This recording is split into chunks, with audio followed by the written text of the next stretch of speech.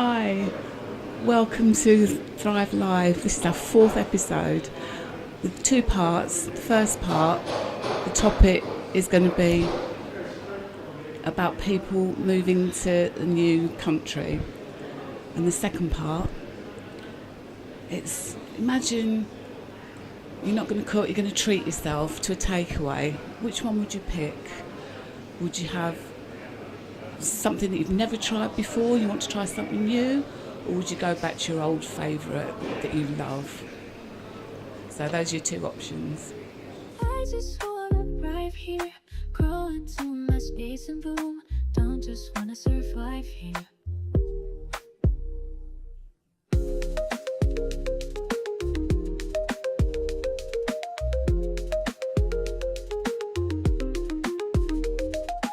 I just wanna arrive here, grow into my space and boom. Don't just wanna survive here. We're gonna see each other through. The world is for me and you.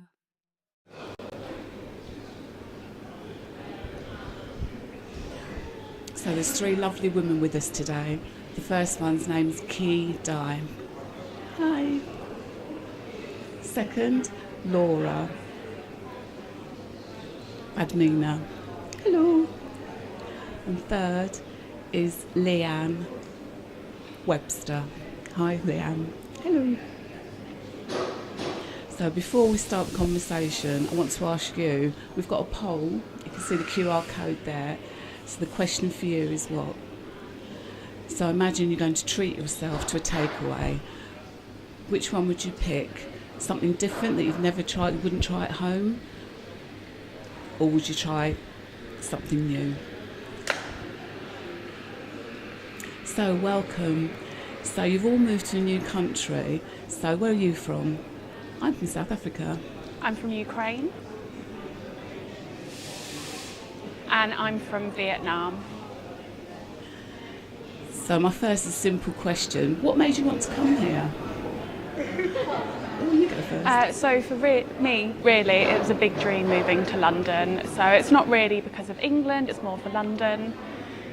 So I hope you're not going to find this too funny. But also my husband, Harry Potter, you know, he's an actor. So that was a big reason why they were my 2 dreams. So I was quite successful, but I haven't yet married Harry Potter, so hopefully that will come. So, you know, my boys are quite happy and they live there and I live my life here. Oh, but you never know. One day they might meet. Might meet on the same street, you never know. But really, you know, hopefully he'll know a bit of BSL, possibly. So what about you 2? So you're very lucky, your dream to move, but mine was a little bit different, so I didn't have a choice, I had to get out. That was because of the war. The war had then finished and the government had changed lots of things, you know, with the schools and the teaching, and things weren't very good, we weren't very happy, so we decided we wanted to move here.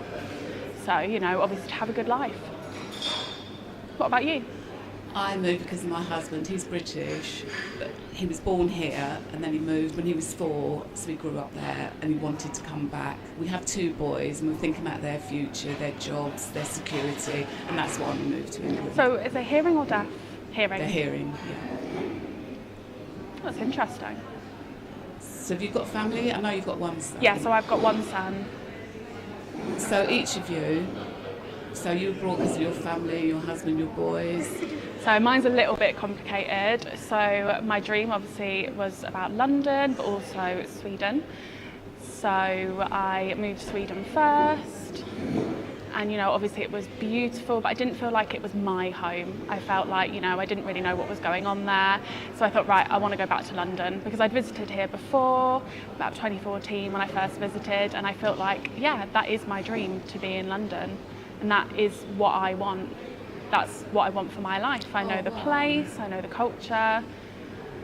So, you know, about 3 years, I decided I had enough, and ever since I've been really happy here. So yes, you're right. So I moved with my ex-husband and then had my first son here, near Big Ben. So it was in one of the hospitals near there. So that was always my dream. And then obviously moved here and my son was born here, which is lovely. So did you come with family? So first time I moved here was 21, but before that I was 16. So I tried to actually get on a boat with my boyfriend. We went together, but unfortunately it failed. So I ended up coming back to repair the boat because it had actually broken. So we came back home. And my boyfriend's brother asked my family and said, actually, can we give that ticket to his sister instead? My father agreed, both parents agreed, all was fine. They flew over, and that was, their dream to go to America. So the boyfriend and the sister went, and unfortunately their ship sunk. The sister was taken by pirates and unfortunately went missing. The boat crashed, everybody, unfortunately had to get off. 200 people and only a few of them survived. So obviously when I heard the news it was deeply emotional, and my mother was thanking God that I wasn't part of it and that I wasn't involved, because I would have been dead. So obviously the sister had died almost for me and I had been saved. So obviously the pirates wanted the women, took them, and I don't know whatever happened to them. Nobody ever saw them again. So that's why it's always best to stay at home with those kind of things. And then we ended up getting the airplane. And I've done the boat now. It's not easy, 200 people in a boat. It was a tiny fisherman's boat as well. It was so cramped up, it smelled awful, like oil, there was no food. It was awful. We arrived to Malaysia. It was a long time, yeah, so it wasn't anything smooth. It was, my brother, the first time the boat went down, that was near England. And we moved, and that's why I came to England through my brother, and through a visa as well. So luckily that's why I have the life I do now. So you arrived, so you tried on the boat, but you weren't allowed to get through. So you really needed to escape from your country. So after that happened, you flew and you were you were given a visa? Yes, that's correct. So I want everyone to ask this question. What was your first impression when you moved to a new country? The weather. Yeah, my first impression was the weather. So before I kind of thought it was going to be fine, and then I realised that the culture was going to be different, and I learnt something new when I came. So what's your first impression? The weather, of course. The space, so much space. Because I thought everything was going to be small, like cars are small, the roads are small. In South Africa, there's so much space and the roads are really wide for people to pass. So that was another thing. That's it, really. What about you? So, and different sides as well. So when I arrived, I was like, oh, beautiful weather. It was winter, so it was fine. I had heels on. But in Ukraine, you have to have these, big boots, and it's frozen there and it's very icy. So I wasn't expecting it to be quite warm. So, I quite like the weather here actually, and summer was actually quite hot.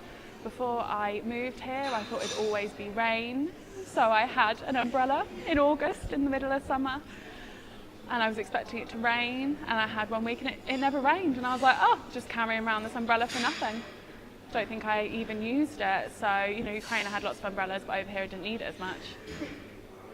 And also quite funny, when I first arrived, it's always my dream to go to Big Ben.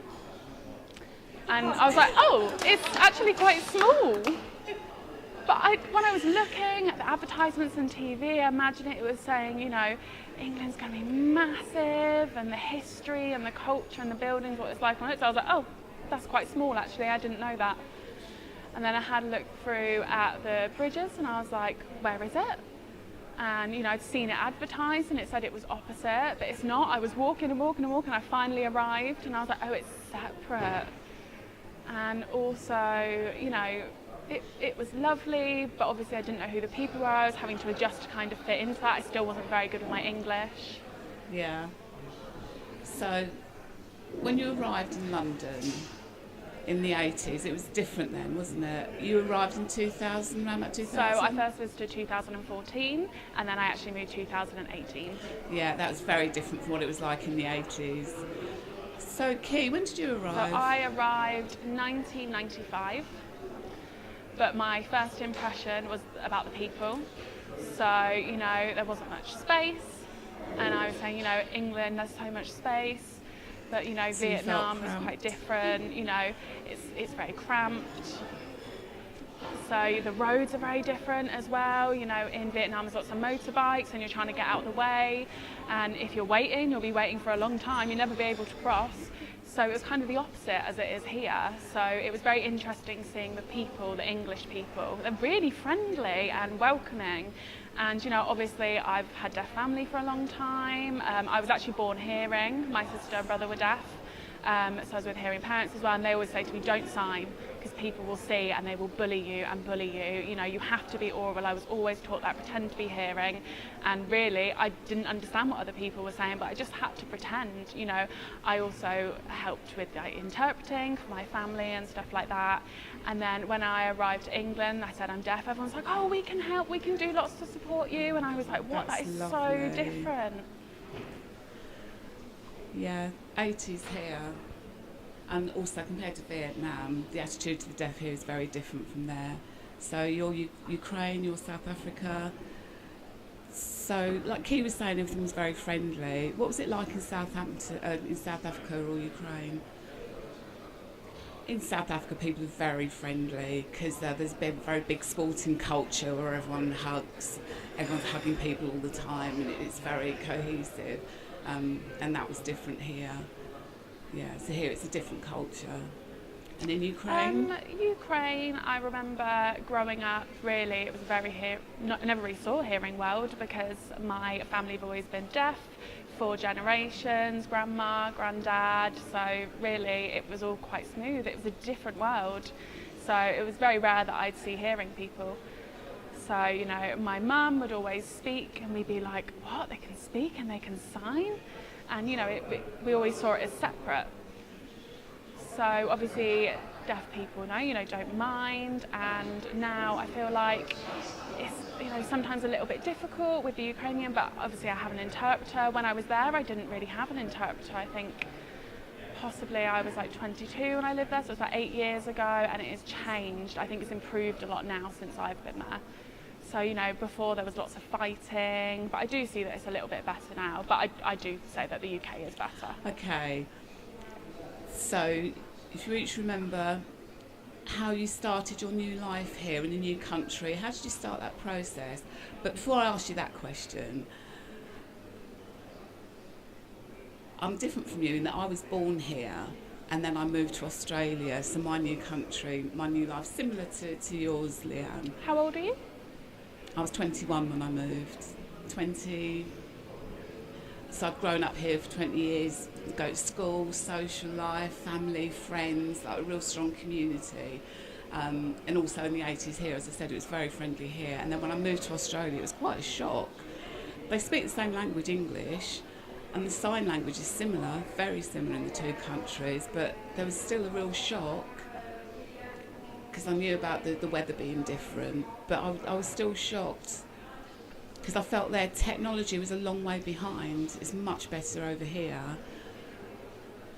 But I started my life there. I really enjoyed it because I was in the deaf community. The deaf community there really made me feel welcome. So, like you, started life in Carousel. How did you feel when you first started? Well, when I first moved over, everything of mine was still in South Africa. So when we moved everything over, it came by ship, so it took a lot longer. And that made me feel at home when everything arrived, because there were my things in my home then. So then I had a change to a more positive mental attitude, because it was my new home with my things in it. So now I felt when the things arrived, I could look forward to having my new life here. And at that time, my son was in America. He moved here 1 year after me, which is about 4 years ago now. So when the four of us finally came together, that's when it felt like we were complete and I was back at home, really. So for me, with the deaf community, when I first moved, really I didn't have any friends. I didn't know who anyone was. Obviously I didn't have British friends. So I thought, I'll have a little look at Instagram, and there was a lady there who was deaf. It was like, oh, come along to an event. And, you know, it all just kind of went from there. So I felt like I really fitted in.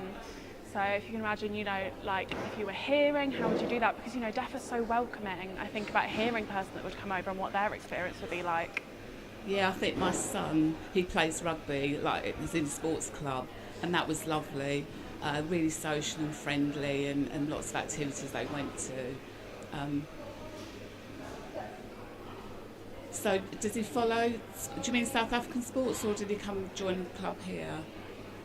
He joined the club here, and then also because I'm in filming, working deaf community, because I've worked in the film industry for a long time, many years. That introduced me to that culture here. So I'd get asked if I'd go for coffee or whatever, and then I'd build up a network, a network of friends here, and then I felt that I was home when that happened. So obviously both of you are very lucky because you both already knew English language, but before I moved, my language was completely different. So when I arrived, I had no choice, obviously. I arrived and I was like, everybody is talking around me, and I had no idea what they were saying. So I was kind of felt like right at the bottom, and I was 21, and you know, it was a new location, new language, and I missed my old friends that I'd grown up with, and the language was different, and you know, people couldn't understand me. And at that time I couldn't sign either, I was oral. So I thought, you know, oh, I'm hearing, I'll go to audiology. And they said, you're deaf. And I was like, no, I'm hearing. And they said, no, you are hard of hearing. Please, hearing aids. And I was like, no, I refuse. No, my sister's deaf. I'm not like that. I know that people are going to bully me. I'm hearing. And they were like, no, anyway, put them on. My father was like, what's that sound? We were like, birds. What's that? A car. It was shocking. I've never had hearing aids before. I didn't realise what it was going to be like. So fitting into the language, it was difficult, and it was upsetting, it was emotional, you know, I wanted to be back home. I didn't feel like this was my life. And obviously my boyfriend had died as well. So, you know, I went to actually an adult college, and I was learning, you know, like ABCs, you know, stuff like that. And in my culture, you can be, you know, 1, 2, 3, 4. When they teach it to you orally, and you have hearing aids on, and you look and you go, right, English, you know, wouldn't be able to understand. So, you know, when I'm looking at different things, it became quite difficult. So I'd go, oh, that's the number 2. And they were all like, what?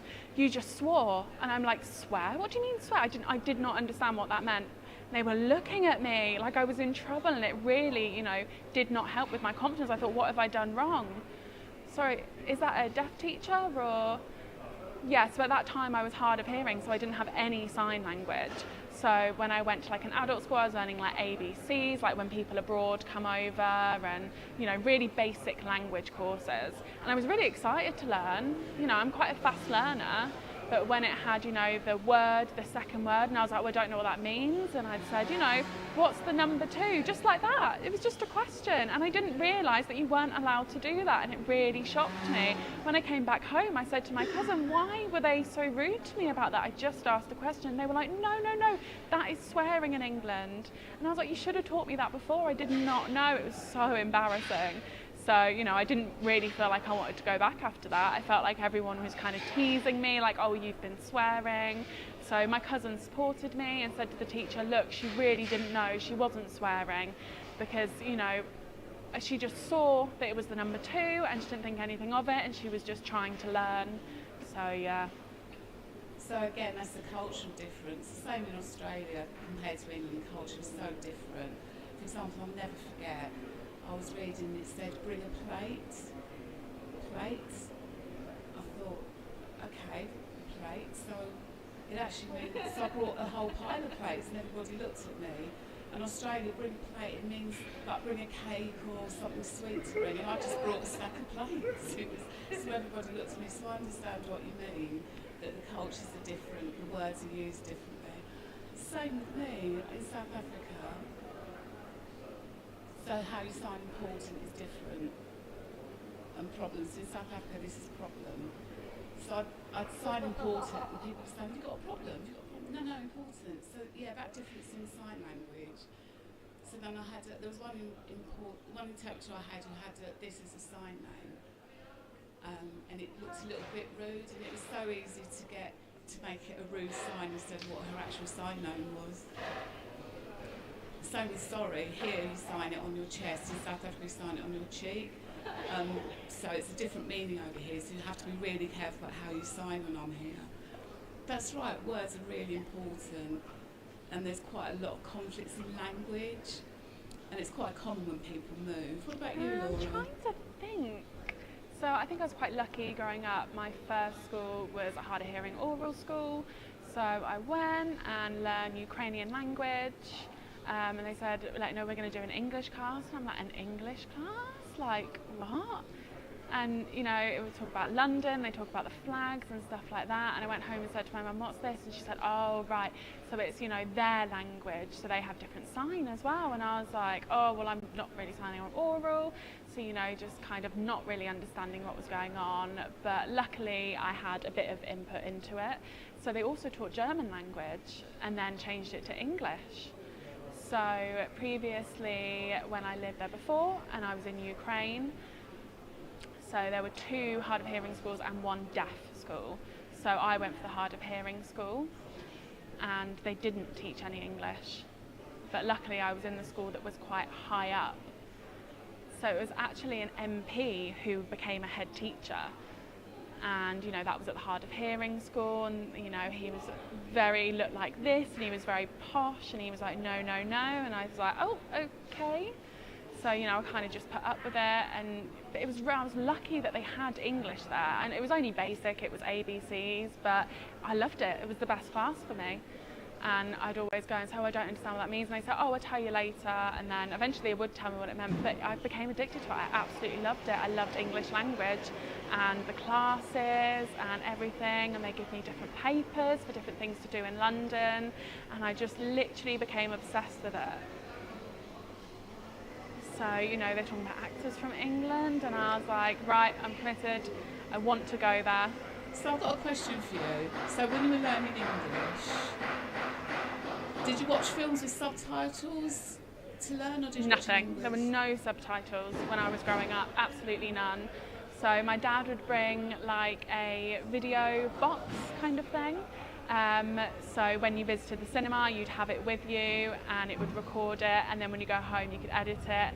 Because obviously, you know, you had the sound on it, which was really annoying, but I was deaf, so it didn't make any difference for me. I mean, obviously you're not allowed it in the court of law, you are not allowed, but at that time, you know, there was no access. So we were like, oh, we'll just do that. So we'll go, you know, take the film, work it out, take it home, and then my dad would give it to me, and I would watch it, you know, the older versions, and I just absolutely loved it.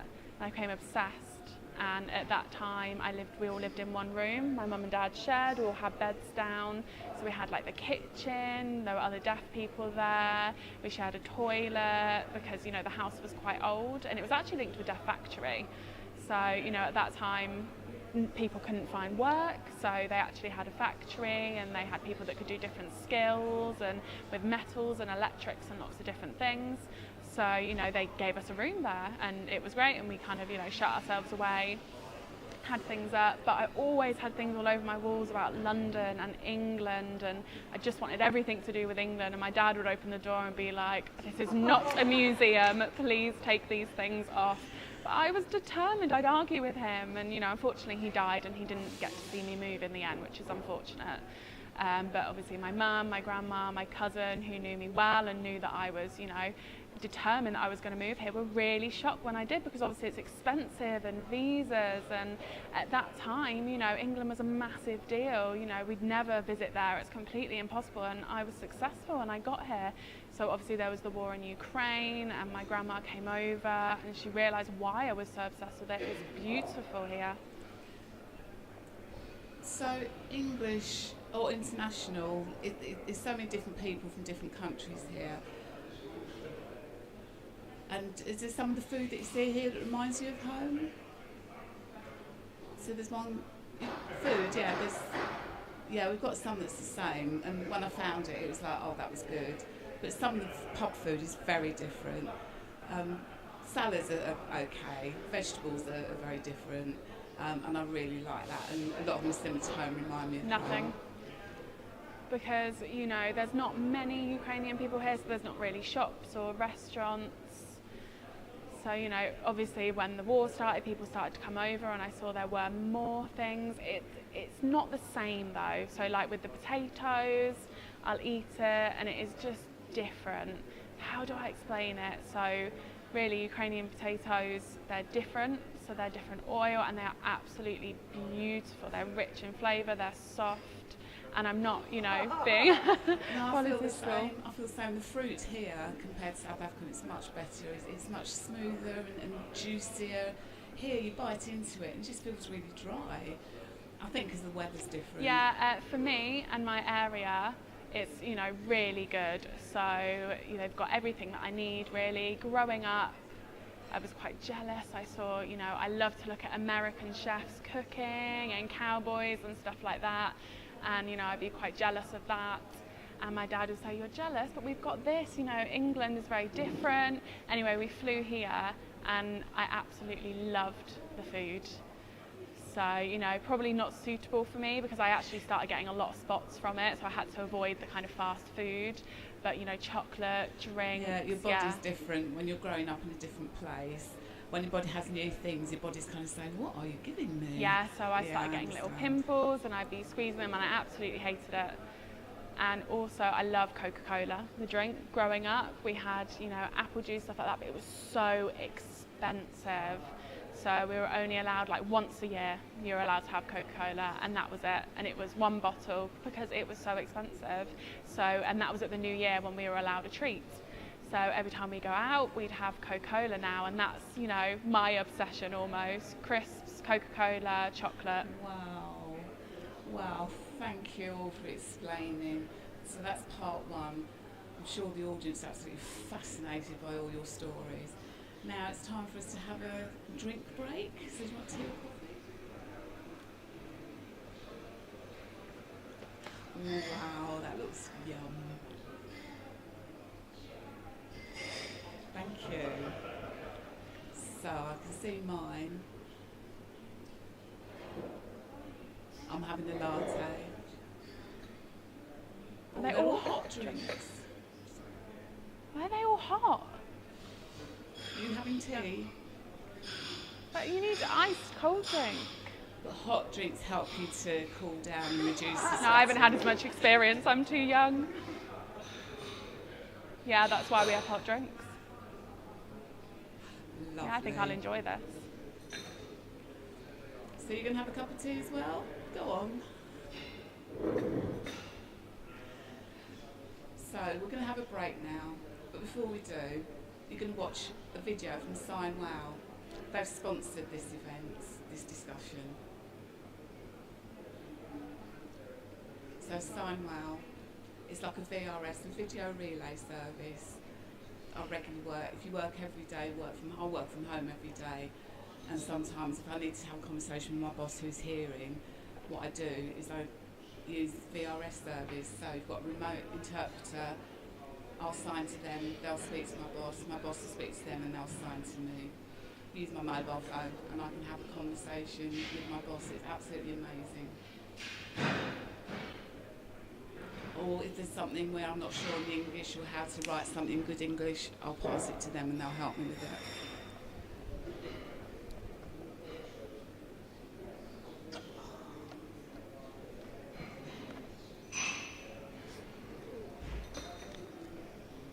You all right?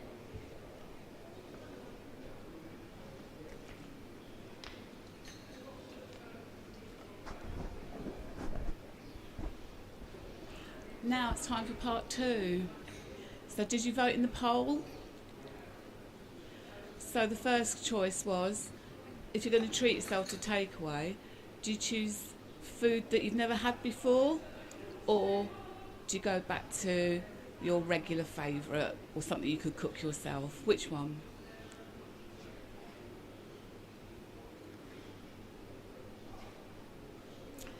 So takeaway food. You like takeaway? Of course. So, have you got lots of leaflets at home? Do you use an app to choose? Do you choose different things? Choose something you'd never cook at home? Or would it something that you like to cook but to give yourself time off from cooking? I like something different, yeah. It depends. It depends what's on the menu, because I like pasta, but I'm quite a fussy eater, so I'd have to see. Anyway, I usually use the hello. Hello. I'm back to my old favourites because I'm really quite boring, but I do like pasta. When it's hot, like now, I don't really want to cook, so I'll order something like pasta with some creamy sauce.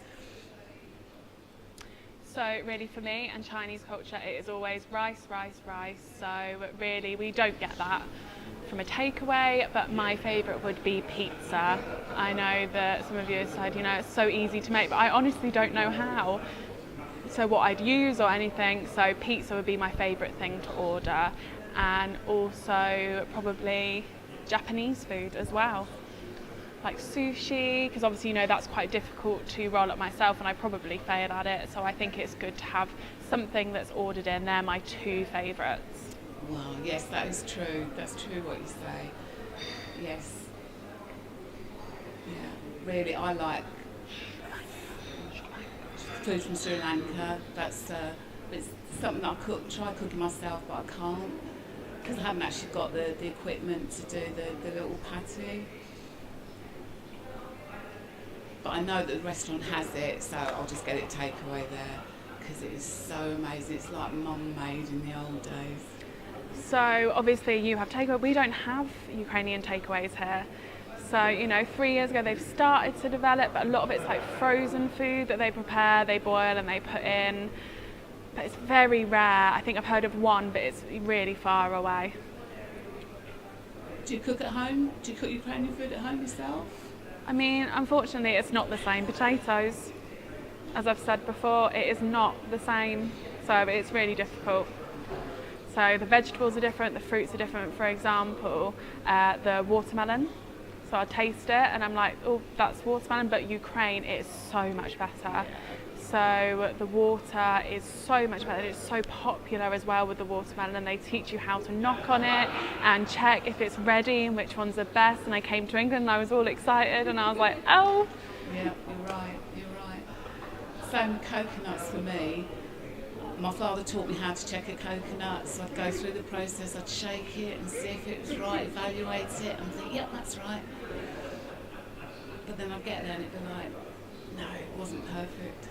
So obviously you're checking it, but also hearing people are probably thinking, what are you doing? Do you think it's culture? Or I never see other people do. I just see them putting it in the basket. Yeah, stick it in the shopping basket, you're right. Sometimes, I really like the London shops. So, that's my absolute favourite. But, still the potatoes are different. I haven't found ones that are the same, so I need to ask some of these Ukrainians to bring some potatoes with me next time they fly over. Is that what you do? I think I'll have to ask. Really? So I have asked before and I'll say please, but I don't really feel like it's suitable. So, sweets and chocolate they'll bring over, but I just want the potatoes, someone who can give them to me. But you bring them over and then maybe you could grow them yourself. Yeah, but the soil is different. Soil, it's Ukrainian soil. It's different here. So could you go to Ukraine and get some soil and bring it back? Be a good business. Yeah, good idea. Yeah, it's the soil. Also the weather, you need to know the weather, and the roots aren't going to develop in the same way. But also the water's different. When I tried to grow something here, I was really shocked that the water's so different. It's hard. In South Africa the water is so soft. But you need to remember you're in South Africa, in North it's different. It's like today it's hot, it's 21 degrees. It's not going to last, is it? So May and June is hot over there. So it's better there. So I grew up in England, so I can give you some tips on the best way to do things over here.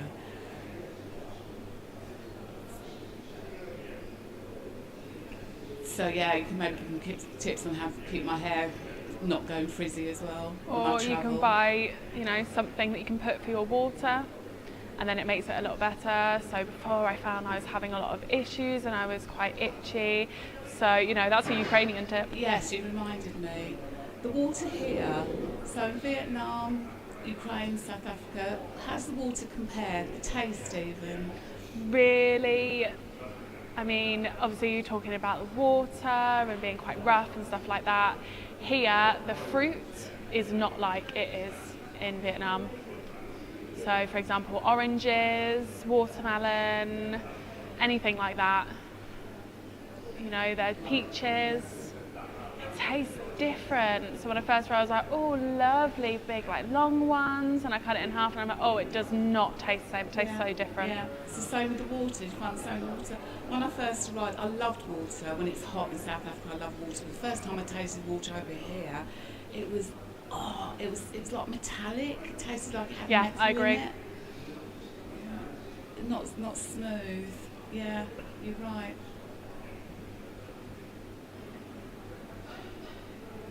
But also, I've kind of done some research.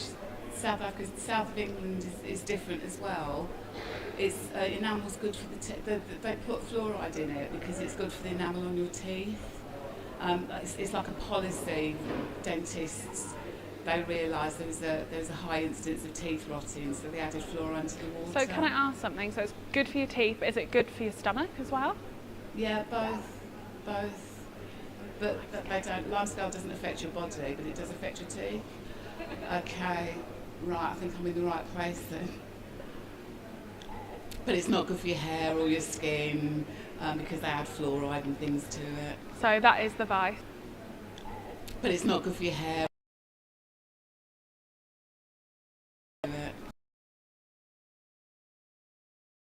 Reading on it, why is it different north and south? Because I know near the mountains it's more natural water up north.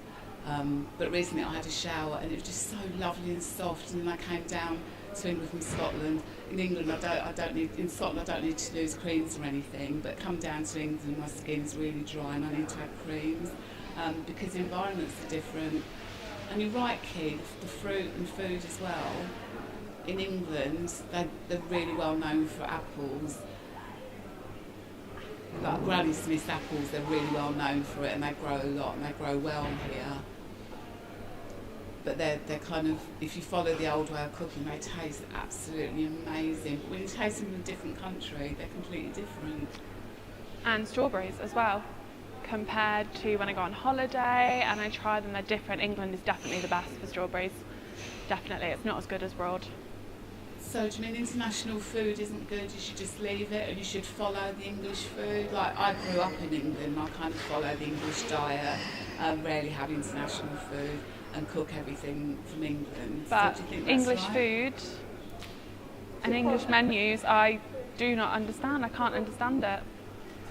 Is it fish and chips? The oil, there's so much oil in it, makes my stomach really hurt. So, you know, sometimes you can have it, but too much, it's just... Yeah, thank God. I've got a really good shop near where I live. It's about 10 minutes drive, so I can get all my food from there and then have it at home. It's nice and fresh. So I've got a question from the viewers for you. So the first question... businesses, but maybe it doesn't look as good or taste as good.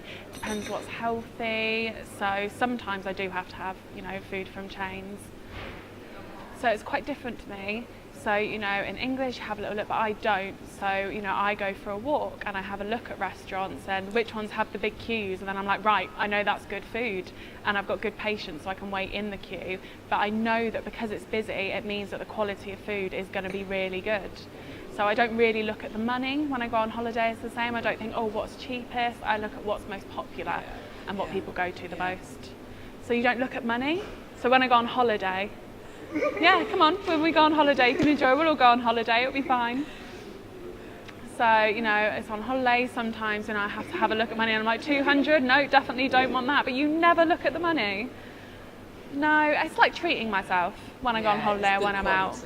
You know, and when I come back home, then I save my money. You're right. It's true. Like some popular places and word of mouth tells you a popular place. Like, when somebody recommends a place, you know it's going to be. Yeah, but also, you're right. You do need to think about money. You've got to balance, really.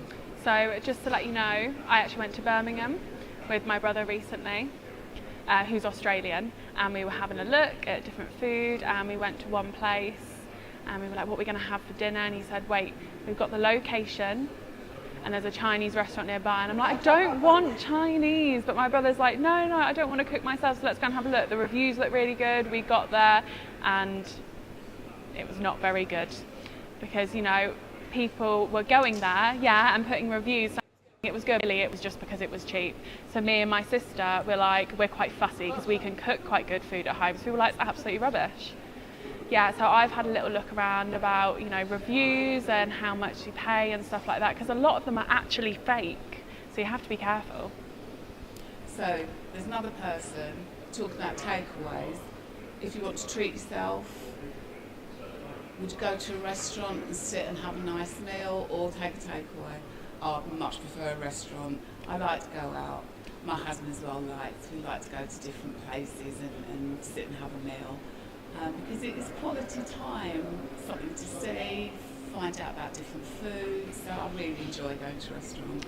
Yeah, I think same as me. So, you know, it's quite nice to be able to get dressed up and go to a nice place, you know, go and feel special. You know, you don't want to always be in the same clothes, so it's nice.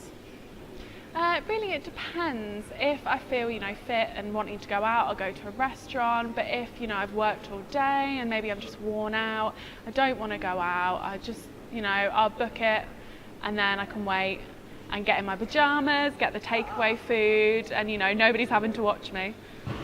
So my son, who plays a lot of rugby and sports and things like that, he prefers the takeaway. So we've got another question. This is so funny.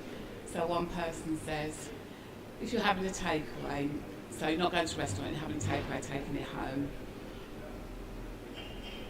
So do you carry on your work clothes, or do you put your pyjamas on and really relax?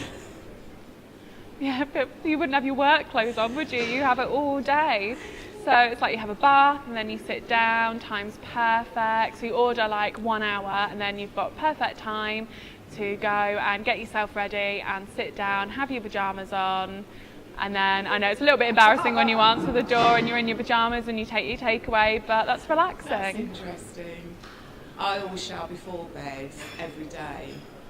So I shower twice a day, sometimes 3. But I like swimming and I like shower as well, culture from South Africa. But if I'm having a takeaway, I will have clothes. And then later I'll go to bed and have a shower and put my pyjamas on then. Yeah, so really I don't like people seeing me like that. So in my culture you have to look nice, has to be appropriate clothes, and I've always been taught that growing up. So hang on. So we've got a takeaway. Do you put on nice clothes to get the delivery from the delivery driver? So yes, it's No. I don't mind like nice fancy clothes. I mean, just kind of, you know, comfortable, nice, you know, not like skimpy pyjamas or anything like that. I couldn't be in my pyjamas. I'd have to be normal clothes, a t-shirt, shorts, something like that. If I'm in pyjamas or I've just had a shower, I don't want to answer the door. I just feel like you're not allowed. I'm the same. So now I've got the results of the poll. So takeaway, trying something different, or something you never cook at home, or food that you have regularly you can cook at home. Regular was 30%, try something new was 70%. So a real difference in the answers. Wow, 70%. So you can cook Chinese food at home, so you wouldn't. So if I've got friends with me with a takeaway, we might pick something we never cook at home. But if it's something I cook regularly, I've got at home, I wouldn't get a takeaway. So I think one problem is that I found out most of the takeaways have a lot of oil in them. So I realised that when I was in Ukraine, you know, I was really thin, and I moved over here and I started to get bigger. And I was thinking, why? Because, you know, what's wrong with the food? And I was looking into it and I'm like, oh, that is why, because there was so much oil in British food, but not in Ukrainian. It depends which one. But I've noticed that independents, they've got less oil. So some of their food has nothing in it at all. So recently I had a takeaway, I was tired, I'd worked all day, and I bought some Vietnam food and it was amazing. It was noodle soup, and it was really healthy. So you can keep slim, it depends on what you choose. So much fat in it or less fat, it just depends on the chef really, doesn't it? And you can't know. But soup, they don't use a lot of oil in soup, and Vietnam don't use a lot of soup. They use a lot of water, they chop vegetables up really small, and then you kind of tip it, you'll have meat or something like that and vegetables in it, and they mix it all up, and it's very little oil, it's lovely. So, you know, when I look at them, I'm like, I don't know, I want to have a little look and see how much they actually put in. So, you know, I try and have less takeaways, more home cooking. So before I was doing it a lot more because I was a single mum and I was tired and I thought, oh, we'll go out for food. So now I'm more careful. So I cook mostly at home and sometimes treat myself. Can I ask you both something? So in my culture in Vietnam, everybody cooks, you know, big lot of vegetables, and it's not very, you know, often that we have meat because it's so expensive and the vegetables are so much cheaper. When I came over here, I feel like it's the other way round. Vegetables are expensive, yes, but meat seems cheaper. So I think that's why people are a little bit bigger, because it's over, you know, how much meat they eat. Yes. In South Africa, it's opposite. Meat is really expensive. There's lots of meat, but my two boys and my husband like it, but it is really expensive. But the culture there is you eat a lot of meat. But I think it depends. So are they the same now? Yeah, they're the same now. So you brought your culture with you, absolutely. So vegetables are expensive, meat's cheap, and then you're thinking about Vietnamese culture, bringing it over here, but you have to actually change your culture because of the situation. Yeah, so in Sri Lanka, my parents ate a lot of fish because that's the culture there, a lot of curries, and protein there, it's really expensive. So now I kind of left that and I focus on vegetables, and you're right, because they are more readily available. So I feel really depends, you know, which shop you go to, whether you go to markets, whether you get it delivered. So I think you can have a look and see where is cheapest. But now all the prices are up, takeaway prices have gone up as well, everything's up, you're right. So I know you do takeaways a lot before, but you're spending a lot of money on it, so now you've learned how to cook to save money and you've developed. Yeah, so I like to cook because I know what I'm eating. So, you know, if I'm ordering something and I'm like, oh, that tastes a bit funny, I know it's because there's so much oil, I don't eat it, it's just a waste of money. So, you know, also spicy food, I'm like, oh God, that is way too spicy, and then it's disappointing. So, you know, I like to know everything that I'm eating, and I want to know what I'm giving my children as well. Yeah. Can I ask you, do you like spicy food? It depends, not all the time. So, like for me, I can take spice quite well. When I came over here, I'd always order something like an Indian or Malaysian or something like that. And they said, do you like spice? And I'd be like, yeah, I love it hot. And they deliver it and I'm like, it's not very hot. Oh, that's interesting. I like spicy. So, you know, I wondered if it was the same for you. And when people say, you know, do you like spice? And I always say now medium. But I feel like still there's absolutely no spice in it. So have you experienced that? That's funny. When I have takeaway or go to a restaurant, I don't like spicy there. I think linked to health and safety. I've noticed if I'm cooking myself with my own spices, I like it hot. But if I'm going outside, I normally say no. Because I've seen people be really ill and in pain. And they've sort of said to me they've had problems because they've been there, and again linked to the oil as you were saying, and maybe with the spices as well. So to be safe, keep myself safe, I'll say no thank you if I'm going outside for meat. So obviously we're talking about spice. It's opposite with me. We don't have any.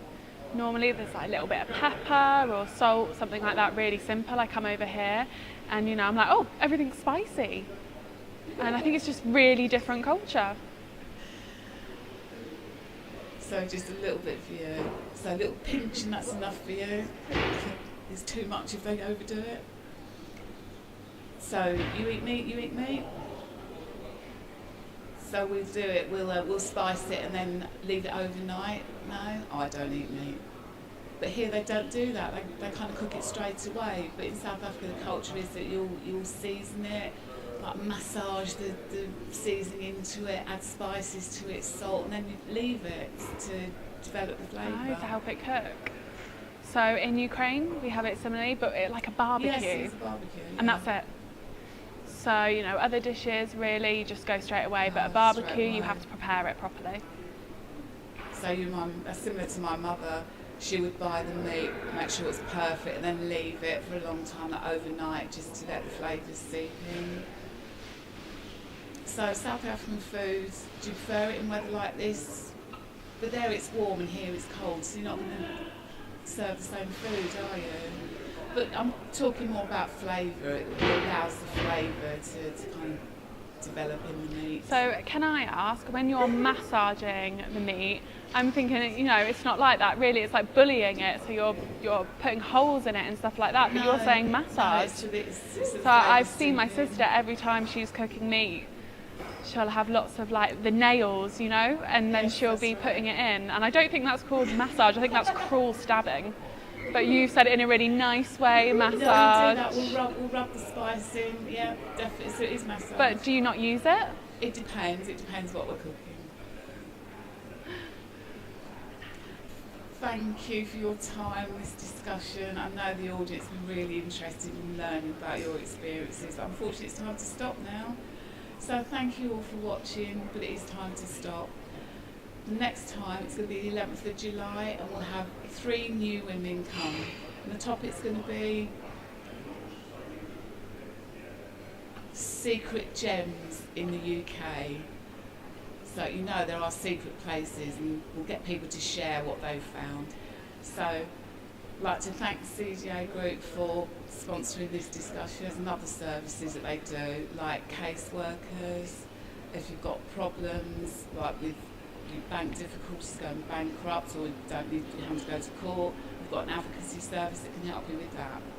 And there's one more, which is a really big thank you to Bewitched, the cafe here, who've given us the space. And also thank you for watching. Bye.